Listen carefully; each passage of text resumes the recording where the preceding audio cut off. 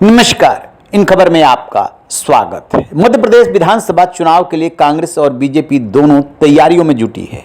BJP अभी तक 3 list जारी कर चुकी है। पहली लिस्ट में 39 नाम थे, दूसरी लिस्ट में भी इतने ही नाम थे, जिसमें 3 केंद्रीय मंत्री समेत 7 सांसद चुनाव मैदान में उतारे गए और तीसरे नाम को लेकर के रात भर मशक्कत चलती रही और फिर सुबह जारी किया गया। वो है छिंदवाड़ा की सीट अमरवाड़ा, जहां से मोनिका बट्टी को टिकट दिया गया है।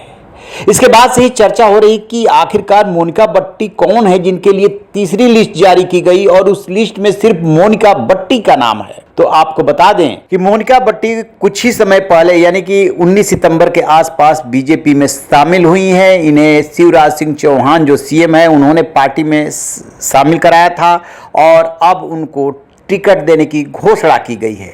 बीजेपी के केंद्रीय कार्यालय की ओर से जारी बयान में कहा गया है कि पार्टी की केंद्रीय चुनाव समिति ने आगामी विधानसभा चुनाव के लिए अमरवाड़ा, जो कि अनुसूचित जनजाति के लिए रिजर्व है, उस सीट पर मोनिका बट्टी को उम्मीदवार बनाने की स्वीकृति दी है।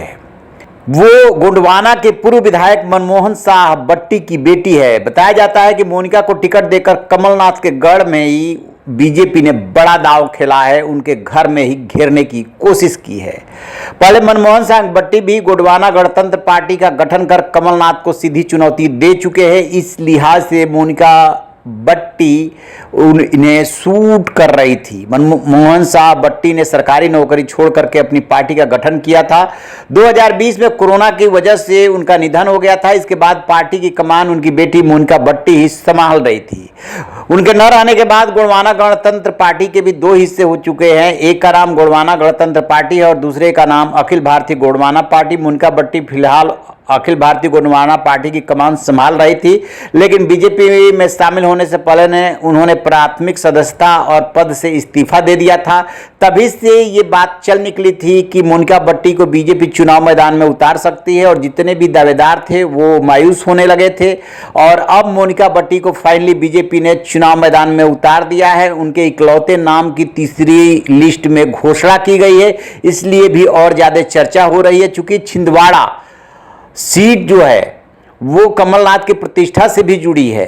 वजह यह है कि कमलनाथ वहीं के रहने वाले हैं और वो उनका गढ़ है, तो उस गढ़ में ही बीजेपी ने सेंध लगाने की कोशिश की है। और चूंकि मनमोहन शाह बट्टी जो मोनिका बट्टी के पिता हैं वो वहां से विधायक रह चुके हैं, कमलनाथ को टक्कर दे चुके हैं, लिहाजा उनकी बेटी बीजेपी में जैसे ही आई ऐसा लगा जैसे कि बीजेपी ने कमलनाथ को उनके गढ़ में ही घेर लिया है। अब देखते ही है कि बीजेपी ने जो दांव चला है वो कितना सही बैठता है। रहिए ना बेखबर, देखते रहिए इन खबर। Thank you.